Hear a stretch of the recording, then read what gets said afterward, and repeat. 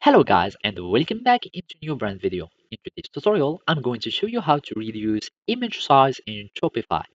So make sure you watch the video to the end and follow these simple steps.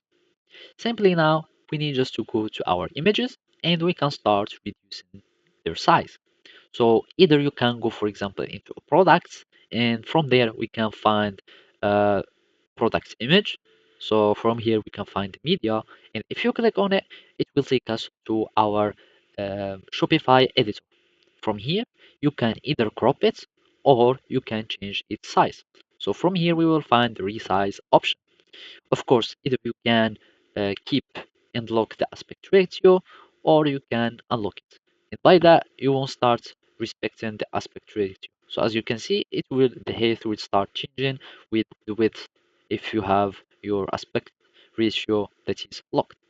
So another way to do it is just to go to your medias. So basically you need just to go to your content and here in your meta objects, you will find all your files and images, etc.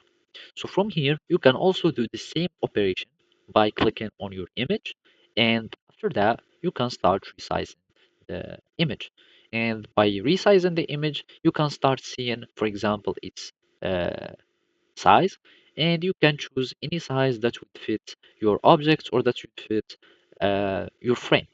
By after that, you will need, for example, after choosing any size, you will need just to click on apply and make sure to save the changes so you cannot lose them.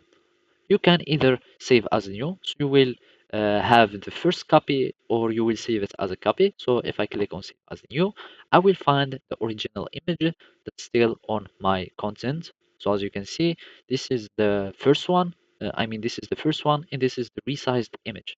And now you can start adding them in your online store or in your products. So basically, this is how you can do it. Thank you for watching, and see you next time.